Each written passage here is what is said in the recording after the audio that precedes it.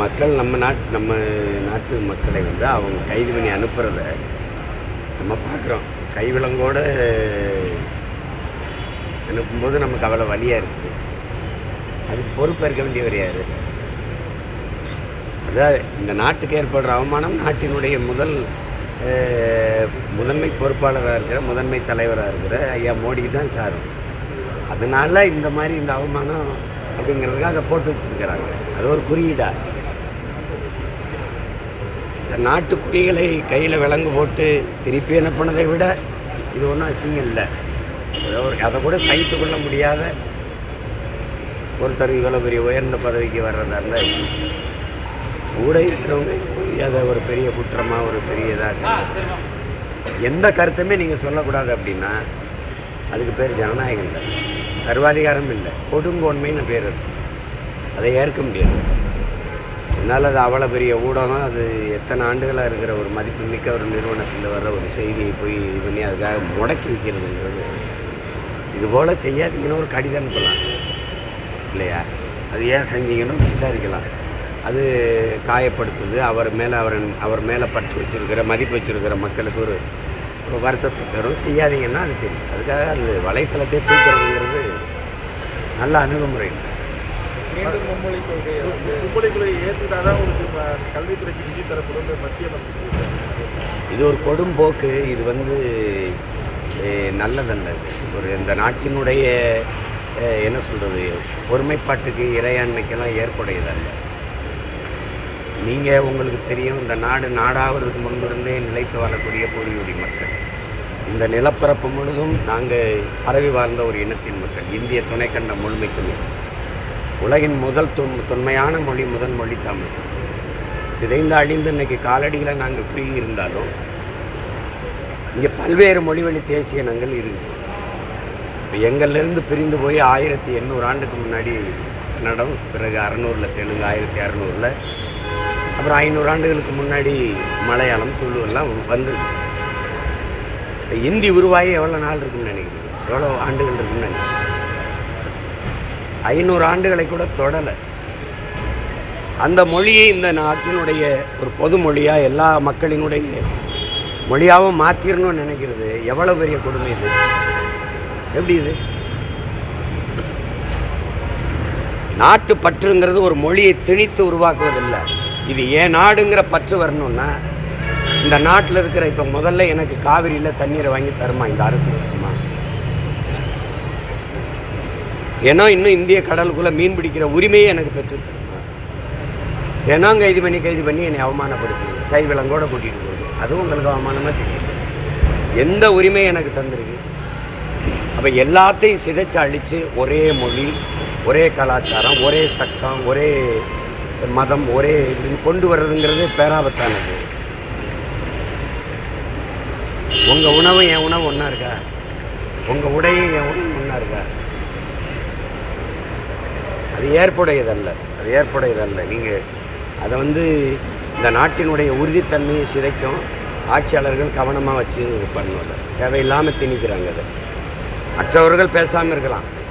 முதலாக இந்தியை திணிக்கும்போது இத்தனை மாநிலங்கள் இருக்கும்போது இந்த மாநிலத்தில் தான் கிளர்ச்சி வந்தது.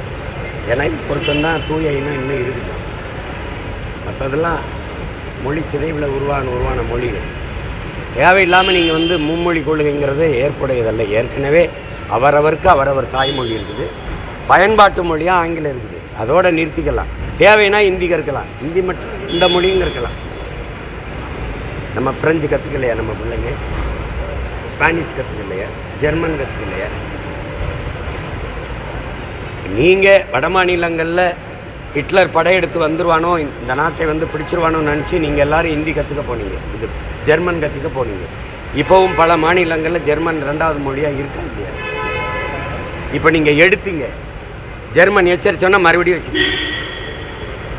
அப்போ தேவைன்னா கற்றுக்கிறீங்க. அது மாதிரி தான் இங்கே இருக்க முடியுமே ஒழிய கட்டாயங்கிறது அது ஏற்புடையதல்ல. அது நாட்டின் இறையாண்மைக்கும் ஒருமைப்பாட்டுக்கும் பாதுகாப்பாக இருக்காது. அதை கவனமாக வச்சுக்கிட்டு ஆட்சியாளர்னு சொன்னீங்க. நீங்கள் அதிகாரம் இருக்குங்கிறதுக்காக இதை செய்கிறீங்க. இப்போ எனக்கு என்னென்னா, இப்போ மாண்புமிக்க தமிழக முதல்வர் ஐயா இதை சொல்கிறாங்க, இந்த மாதிரி மும்மொழி கொள்கையை நீங்கள் திணிக்கிறீங்க. நீங்கள் கூட்டணி வச்சிருக்கிற காங்கிரஸ் கட்சியினுடைய கொள்கை நிலைப்பாடு என்ன? இந்த புதிய கல்விக் கொள்கையில், இந்த மும்மொழி கொள்கை திணிப்பில் அதோட கொள்கை நிலைப்பாடு என்ன? பாரதிய ஜனதா திணிக்கல, ஒரு புதிய கல்விக் கொள்கையை உருவாக்கி நம்ம மேலே தள்ளிட்டோம். ஒன்று திணிப்பு. இதில் இந்த காங்கிரஸ் கட்சியின் நிலைப்பாடு அது என்ன? ஒன்றும் ஐயா ராகுல் காந்தி சொல்லணும், இல்லை இங்கே இருக்கிற தலைவர் பெருமக்கள் சொல்லணும். அவர் இங்கே இருக்கிறார் சொல்வார். நேரு காலத்திலேயே இருமொழி கொள்கையை நாங்கள் அமல்படுத்தினோம் மறுபடியும் இந்திய திணிப்பு. இங்கே என்ன நடந்ததுன்னா, இந்தியை திணிக்கும் போது அதை எதிர்த்து போரிட்டோம். இவர்கள் ஆட்சிக்கு வந்த பிறகு, இந்த திராவிட கட்சிகள் ஆட்சிக்கு வந்த பிறகு யார் இந்தியை திணிச்சாங்களோ அவங்களோடு தேர்தல் வெற்றிக்காக, அரசியல் லாபத்துக்காக கூட்டணி வச்சுக்கோங்க. எந்த எதிர்ப்பும் இல்லாமல் உள்ள வந்துச்சு. இப்போ எந்த இடத்துல இந்தி இல்லைங்க. எல்லா திட்டங்களின் பேரும் இப்போ ஜல் சங்கம் நீங்கள் வருதுன்னு வச்சுக்கிறோங்க. ஒரு தூய குடிநீர்னு பேர் வைக்கிறது இல்லை, ஜல் ஜீவன் திட்டம் அப்படின்னா தூய குடிநீர்னு பேர் இல்லை, அதை வைக்க வேண்டியது. கேலோ இந்தியாங்கிற விளையாட்டு போட்டி நீங்கள் நடத்துறீங்க. இந்திய விளையாட்டுன்னு கேலோ இந்தியா, அது என்ன மொழி சொல்லுங்க? கேலோ எந்த மொழி? யார் நடத்துறது? தமிழ்நாடு அரசு. தமிழ்நாடு அரசு தான் நடத்துனது. தம்பி உதயநிதி தான் நடத்தினார் விளையாட்டுத்துறை அமைச்சர்.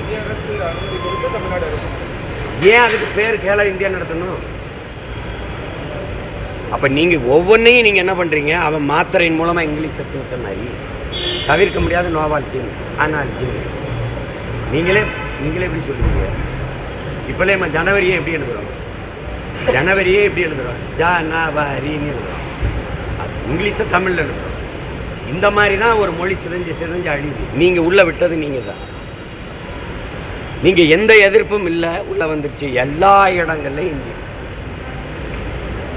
இவர்கள் பள்ளிக்கூடங்களே 2வது மொழி பாடமாக ஹிந்தி. தேவைப்பட்டா கற்றுக்கலாம். நீங்கள் பல முறை இப்போ நீங்கள் பாருங்கள், மகாராஷ்டிராவில் போய் நம்ம பிள்ளைகள், டெல்லியிலலாம் போய் நம்ம பிள்ளைங்க வேலை பார்க்குறாங்க. ஹிந்தி படிச்சுட்டு போய் அங்கே வேலை பார்த்தாங்களா? போயிட்டு கற்றுக்கிட்டாங்களா? இராணுவத்தில் போய் பலாயிரக்கணக்காக நம்ம பிள்ளைகள் போய் சேர்றாங்க. அவங்கெல்லாம் அங்கே ஹிந்தி படிச்சுட்டு போய் இராணுவத்தில் சேர்ந்தாங்களா? சேர்ந்துட்டு கற்றுக்கிட்டாங்க. தேவைன்னா கற்றுக்க போகிறோம். படித்தே தீரணுங்கிறத எப்படி இருக்கிறீங்க? அது கஷ்டம். அது நல்ல அணுகுமுறை இல்லை. அதனால தமிழ்நாட்டுக்கு ஒதுக்கக்கூடிய நிதியெல்லாம் பிற மாநிலங்களுக்கு நீங்கள் வெளிப்படையாக தெரிஞ்சுக்கணும். இந்த நாட்டை பொறுத்த வரைக்கும் இந்தியா என்பது இந்தி பேசுகிற மக்கள் வாழக்கூடிய நிலப்பரப்பு தான். இந்தியர் என்பதே இந்தி பேசக்கூடியவர்கள் தான். நாமெல்லாம் அவங்களுக்கு பொருட்டே கிடையாது. இப்போ குறிப்பாக நம்மளையெல்லாம் என்னை எப்படி வச்சுருக்காங்கன்னு நான் நினைப்பேன்னா, என்னுடைய நிலத்தின் வளத்துக்காகவும் என்னுடைய வரிக்காகவும் தான். நான் அவங்களுக்கு ஒரு உயிரோ, எனக்கு ஒரு உணர்வு இருக்கோ, எனக்கு ஒரு உரிமை இருக்கோ, அதெல்லாம் அவங்களுக்கு கிடையாது. நான் ஒரு ஓட்டு, என்னுடைய வரி வேணும், என் நிலத்தின் வளம் வேணும், அவ்வளவுதான் அவங்களுக்கு. வேறு நம்மளுக்கு எந்த அளவுக்கு மரியாதை இருக்குதுன்னு நினைக்கிறீங்க? என்ன இருக்குது சொல்லுங்கள். நீங்கள் பீகாருக்கு நிதி ஒதுக்குறீங்க, ஏன்னா நிதிஷ்குமார் தயவில் தான் உங்கள் ஆட்சி நடக்குது. போன நிதிநிலை அறிக்கையில் ஆந்திராவுக்கு நிதி ஒதுக்குனீங்க, ஏன்னா அவருடைய தயவில் தான் உங்கள் ஆட்சி நடக்குது. இப்போ வெளிப்படையாகவே தெரியுது நீங்கள் பாரபட்சமாக இயங்குறீங்க. அவ்வளவு நேர்மையாக இருக்கிறவங்க நீங்கள் என் மாநில வரியை விட்டுறணும்ல. என்கிட்ட நான் என் உன்னிட்ட கை எந்த போகிறேன்? என் நிலத்தின் வரி எனக்கு என்ன? எனக்கு தேவையான அளவுக்கு நிதி இருக்குது. நான் என் உன்கிட்ட கொடுத்துட்டு கையேந்தணும். உன் தட்டில் காசு போட்டது நான், அப்புறம் உன்கிட்ட போய் கையேந்தி பிச்சை எடுக்கணும்னு என்ன அர்த்தம்? மத்திய அரசுக்கென்று நிதி ஏது? யார் நிதியமைச்சர் சொல்லுவாங்களா? யார் சொல்லுவாங்க? மத்திய அரசுக்கென்று வருவாய் பெருக்க ஏது? இந்த துறையிலிருந்து மத்திய அரசுக்கு நிதி வருதுன்னு யார் சொல்லுவா? நிதியமைச்சர் சொல்லுவாங்களா? சொல்ல முடியுமா? அந்த ஒவ்வொரு மாநிலங்களும் கொடுக்குற வரி வருவாய் தான். அதை முறைப்படி திருப்பி அனுப்பணும். அதுக்கு தான் பொதுமையாக ஒரு அரசு வச்சுருக்கு. அதெல்லாம் தர முடியாதுன்னு சண்டியத்தனம் பண்ணுறதுக்கு அல்ல. அது இதுதான் ஜனநாயகமா? இப்போ நான் வந்து சீஃப் மினிஸ்டர் தமிழ்நாடு, வரி தரல, நீ இந்த பணத்தை தரல சொல்லிடு, ஒரு தடவை பார்ப்போம். 10 ரூபா காசு உனக்கு வராது. என்ன பண்ணிடுவேன் நீ? ஆட்சியை கலைப்ப. மறுபடியும் தேர்தல் வைப்பில யார் மறுபடியும் ஜெயிப்பா? மண்ணுக்காக மக்களுக்காக நிற்கிறவன் தான் வெல்லுவான். இதெல்லாம் தான் தேவையில்லாத சேட்டைங்கிறது. இந்த மாதிரி ஆட்கள் தான் இறையாண்மைக்கு, தேச ஒருமைப்பாட்டுக்கு எதிரான தேச துரோகிகள். எத்தனை காலத்துக்கு ஒரு தேசிய இனம் சகித்து கொண்டே இருக்கும்? இந்த ஜனநாயகமும் தேசப்பற்றும் தமிழர்களுக்கு மட்டும்தானே, மற்றவனுக்கு இல்லையா? அப்புறம் ஏற்கனவே நான் கொடுக்குற காசில் முறையான விநியோகம் இல்லை. நான் 1 ரூபா கொடுத்தா 40 காசு கொடுப்பேன். அவன் பீகார், உத்தரப்பிரதேசலாம் 1 ரூபா கொடுத்தா 3 ரூபா 50 காசு கொடுப்பேன், 90 காசு கொடுப்பேன், 4 ரூபா கொடுப்பேன். அப்போ ஹிந்தி பேசுகிறவன் தான் அது உனக்கு குடிமகன். நாங்கள்லாம் இது சரியான போக்கு இல்லை. ஒரு நாட்டை ஆளுகிற ஒரு தலைமைங்கிறது இறை போல் இருக்கணும், இறைவன் போல் இருக்கணும், பொதுமையாக இருக்கணும். காற்று போல், மழை போல், சூரிய ஒளி போல் இருக்கணும், எல்லாருக்கும் பொதுமையாக இருக்கணும். அது ஹிந்தி பேசுகிறவன் இந்து மதம், கிறிஸ்தவ மதம், இஸ்லாமிய மதம், இந்த மாநிலம் அந்த மாநிலம்ல இருந்தால் அது நல்ல தலைமைக்கு அழகு இல்லையே. அப்படி இல்லையே. நாங்கள் வந்தால் இந்த மாநிலத்துக்கு தான் நிதி தருவோம், நாங்கள் வந்தால் இந்த மதத்துக்கு தான் வேலை செய்வோம், அப்படி சொல்லிவிட்டு நீங்கள் தேர்தலை சொல்லிக்கிறீங்க. சொல்லலையே நீங்கள். அப்படி என்ன இருக்குதுங்க? சிறுபான்மை மக்கள் சரி, இந்த நாடு 18 விழுக்காடு ஜிஎஸ்டி இல்லை, சிறுபான்மை மக்கள் அப்படின்னு இஸ்லாமியர் கிறிஸ்தவருக்கு 10 விழுக்காடு வரின்னு வச்சுருக்குமா? பதில் இருக்கா? அதே 18 விழுக்காடு தானே. அப்புறம் என்னது இது? இஸ்லாமிய வரி நிற்கும், ஆனால் உரிமை அவனுக்கு எதுவும் கொடுத்துடக்கூடாது. இது எங்கே போய் நிற்குமோ தெரியல. இவங்க நம்ம 2040 அதுக்கப்புறம் 60 இதெல்லாம் கற்பனை பண்ணிட்டு இருக்காங்க. 100வது சுதந்திர தினத்துக்கு முதல்ல இந்த நாடை வச்சிருப்பீங்களா? ஏற்கனவே 90 விழுக்காடு வித்துட்டியெல்லாம் இல்லை. நான் நின்று பேசுகிற ஏர்போர்ட்டு யாருக்கு? இதை கட்டினது யார்? கேரளாவில் இருக்கிற துறைமுகம் ஏர்போர்ட்டு யாருக்கு? அதானி. அதானி போர்ட்டு, அதானி மின் உற்பத்தி, அதானி ஃபார்மிங், எல்லாம் அதானி துறைமுகம் எல்லாம் கொண்டு வந்துட்டீங்க. அதானி ஏர்போர்ட்டு தான் கேரளாவில் எல்லாமே. எல்லாம் 2 முதலாளிக்கு. நீங்கள் சரியான குடிமகன் சொல்லுங்கள். உங்களுக்குன்னு இந்த நாட்டில் இருக்கிறது என்ன? ஆர்மியா? எல்ஐசியா? 60 விழுக்காடு பங்கு, 60 20 விழுக்காடு 40 60 விழுக்காட்டுக்கு மேலே பிரச்சனையாக இருந்துச்சு. 100 விழுக்காடு ஒரு நாட்டின் பாதுகாப்பில் இராணுவ தளவாடங்கள் உற்பத்தியில் 100 விழுக்காடு அந்நிய முதலீடு வந்துடுச்சு. இராணுவ வீரரின் சீருடையை தயாரித்து கொடுக்குறது யார்? இராணுவ வீரர்களுக்கு உணவளிக்கிற கேண்டீன், அந்த கடைகளை நடத்துறது யார்? பீரங்கி எங்கே வாங்கினேன்? துப்பாக்கி எங்கே வாங்கினேன்? போர் விமானம் எங்கே வாங்கினேன்? ரபேல் போர் விமானம் எங்கே வாங்கினேன்? எங்கே வாங்கினேன்? எல்லா நாடுகள்லையும் அங்கே போர்க்கப்பல், அங்கே போர் விமானம், அங்கே பீரங்கி எல்லாம் ஒவ்வொரு நாட்டிலையும் வாங்கி வச்சுட்டு எந்த நாட்டோட சண்டை போட்டு எனக்கு காப்பாற்ற போகிறேன்? என்ன வச்சிருக்க? எனக்குன்னு என்ன சொல்லு? டிரான்ஸ்போர்ட் இருக்கா? எஜுகேஷன், மெடிக்கல் என்ன இருக்குது?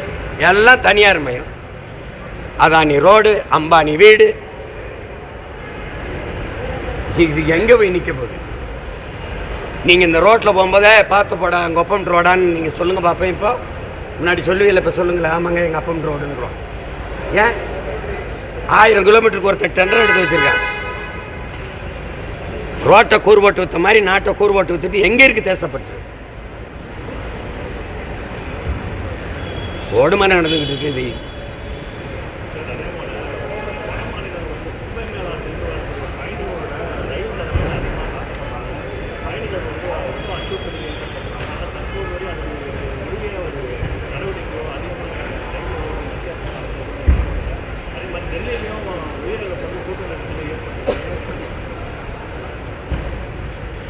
அது செய்யாது. இப்போ நீங்கள் கும்பமேளா குளிக்க போகிற இடத்துல வந்து இந்த இதில் ஒரு விபத்தினாலோ அல்லது டெல்லியில் ஏற்பட்ட விபத்துக்கோ உடனடியாக பிரதமர் வருத்தம் தெரிவிக்கிறார்ல. நமக்கு அது மாதிரி பேரிடரில் சிக்கி இறந்தால் ஏதாவது தூத்துக்குடியில் எடுத்த பெரு வெள்ளத்தில் நம்ம செத்தமே, அதுக்கு ஏதாவது வருத்தம் தெரிவிச்சு நீங்கள் பார்த்துங்களா? ஆந்திர காட்டுக்குள்ள சுட்டு போட்டு 20 பேர் செத்தமில்ல, அது ரொம்ப வருந்தத்தக்கது. இந்த மாதிரி செயல் ரொம்ப கொடுமையானது, எனக்கு ரொம்ப வேதனையாக இருந்தது. அப்படி ஏதாவது பதிவு பண்ணியிருக்காங்களே? இதுலேருந்தே அவங்க பார்வையை நீங்கள் எப்படின்னு பார்த்துக்கல. முதல்ல இந்த அக்கறையில் தான் நம்மளை அணுகுவாங்க. தொடர் வண்டியில் நம்மளை தாக்குனாலோ அல்லது எது நடந்தாலுமே நம்மளை அப்படி தான் பார்ப்பாங்க. அவங்களுக்கு இது பொருட்டே கிடையாது. இல்லைன்னா நான் இந்திய நாட்டின் குடிமகன் தானே, காவிரியில் நதிநீர் உரிமை எனக்கு இருக்கா இல்லையா? இருக்கா இல்லையா சொல்லுங்க. இல்லைன்னா என்னுடைய வளத்தில் எல்லாரும் பங்கெடுத்துக்கிறீங்களா இல்லையா? என்னுடைய நரிமணம் பெற்றோர், என்னுடைய நெய்வேலி பழுப்பு நிலக்கரி எல்லாரும் எடுத்துக்கிறீங்கல்ல. அணுவில் என்கிட்ட வெடிச்சா சாவது ஆபத்து எனக்கு. ஆனால் மின்சாரம் எல்லாத்தையும் பகிர்ந்துக்கிறீங்கல்ல. என் நிலத்தில் எடுக்கிற ஹைட்ரோ கார்பன், மீத்தேன், ஈத்தேன்லாம் எல்லோரும் எடுத்துக்கிறீங்கல்ல. அப்போ என் நிலத்தின் வளம் எல்லாருக்கும் பொதுமையாக இருக்குல்ல. அப்போ அவரவர் நிலத்தின் நீர் வளத்தில் எனக்கு பொதுமையாக தரணும்ல, பிரித்து தரணும்ல. ஏன் தரலை? கேட்டால் என்னை அடித்து கர்நாடகாவில் அகதியாக விரட்டினான்ல. அப்போது இந்த நாடு கண்டித்தது என்ன? எடுத்த நடவடிக்கை என்ன? சொந்த நாட்டில் பையத்துக்கிட்டு சாலை வழியாக நடந்து வந்தமா இல்லையா? அப்போ இந்த நாட்டை ஆண்டவர்கள் எடுத்த நடவடிக்கை என்ன? ஓட்டு போடுறதுக்கு துணை ராணுவத்தை அனுப்பி பாதுகாப்பு கொடுக்குற அந்த நாடு இந்த நாட்டின் குடிகளுக்கு உரிய உரிமையை கேட்டு போராடும் போது உரிய பாதுகாப்பு கொடுக்கறதுக்கு என்ன என்ன உங்களுக்கு பிரச்சனை? அப்போ துணை ராணுவ படையை நிறுத்தி எங்களை பாதுகாத்தியலா? அடித்து விரட்டி அகதியாக சொந்த நாட்டுக்குள்ளே அங்கேருந்து அகதியாக நாங்கள் கர்நாடகாவிலேருந்து தமிழ்நாடு நடந்து வந்தமாய், முல்லை பெரியாற்றில் கேட்கும்போது அடித்து விரட்டி வந்தமா இல்லையா? அப்போ சொந்த நாட்டுக்குள்ளேயே பாதுகாப்பு இல்லாத போது எப்படி வரும் நாட்டுப்பட்டு?